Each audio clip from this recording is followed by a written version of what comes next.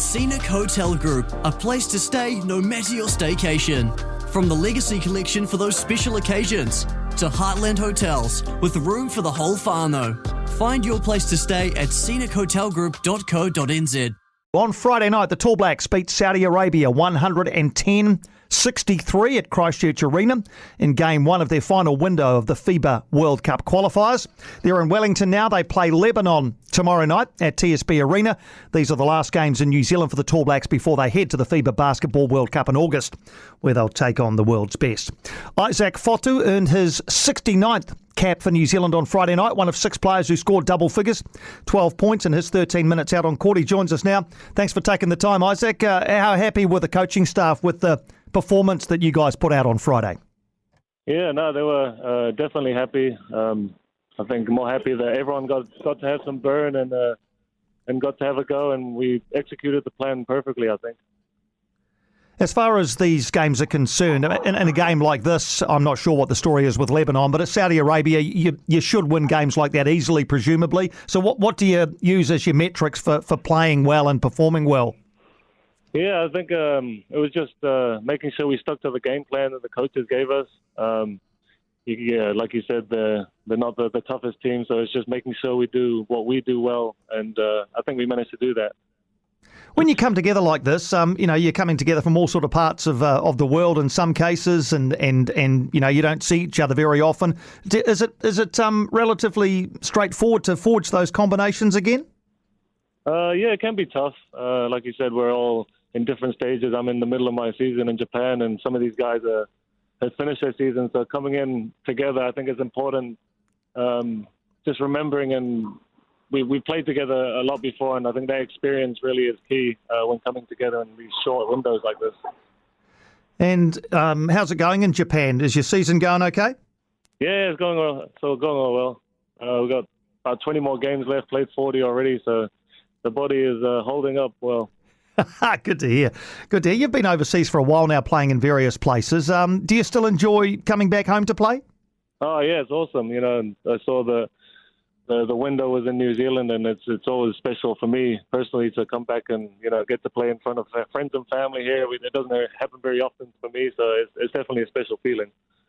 And it's been quite a while that you've been in and around the Tall Blacks environment now. I think your debut was all the way back in 2011. So how have you seen the team develop over your time in the Tall Blacks?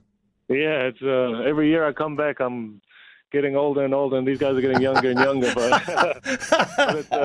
it's also it's just keeping that Tall Blacks culture. It's definitely a special feeling being around this team and this culture, these coaches and stuff. So that remains, but it's just I think I'm getting older. Well, you're obviously still doing enough to make an impact out there on the court. What's Pero Cameron like as a coach? Oh, he's a great coach. He was a great player, legendary player, and I think he brings that basketball mind that he had as a player into coaching, and he has a great support coaches around him as well that definitely help, and I think that's the reason we're playing at a very high level is the high level of coaching going on. You obviously had some time in the Breakers organisation. Younger brother Dan's in the team now, of course. Do you still keep a close eye on how they're going? And what if you have? What have you made of the way they've stormed back into the final series this season? Yeah, every year I'm keeping a close eye on them, and especially this year with my brother playing. But I was lucky enough to come in on last Friday and catch that last semi-final game, and it was just awesome. Seeing the atmosphere spark and the buzz around, the whole country, I guess. And it's just awesome seeing them back at the top, and I really hope they can pull off the win in the finals. Yeah, absolutely. And I think we spoke to your sister last year as well. She went to the Com Games in the 3x3. Is that right? That's Ella, your sister? Yeah, it's my sister. I went to watch her at the 3-on-3 World Cup in Belgium, and then she went to the Commonwealth Games. So that's awesome. I can't imagine what the games at Christmas time must have been like in your house. Yeah, exactly. They're very competitive. I bet. So looking ahead to the World Cup later on in the year, has the team started to talk about goals for that and really started to dig deep into what your preparation might look like?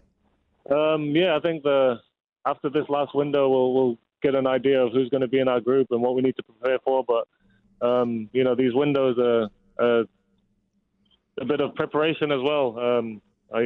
getting to get used to the system and playing with teammates that you might play with at the World Cup. So these have been key. But I think after this window will be when we really start to prepare for that World Cup.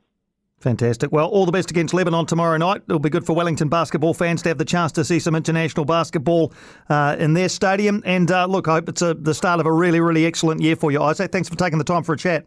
Thank you. Appreciate it. Thank you.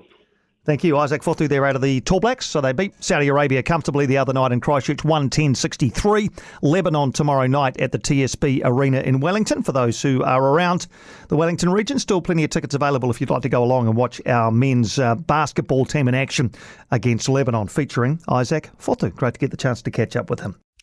Hello, I'm Francesca Rudkin. And I'm Louise Airy, and we're excited to be working with the New Zealand Herald on our new podcast, The Little Things. So Louise and I have been friends for probably over 13 years now, and we've been through it all: kids, relationships, health crises, menopause. Let's not get into that just yet. But I think we can both agree that there are times we just wish we had one place to go for some explanations on what's going on with our bodies, our kids, and the relationships in our lives. And this podcast is all about those little things that women need to know about getting older, raising kids, staying healthy, and taking care of yourself at whatever age and stage you're at. So join us every Saturday to hear from the experts and get all the advice and tips you need. Listen to The Little Things at nzherald.co.nz or follow us at iHeartRadio or wherever you get your podcasts.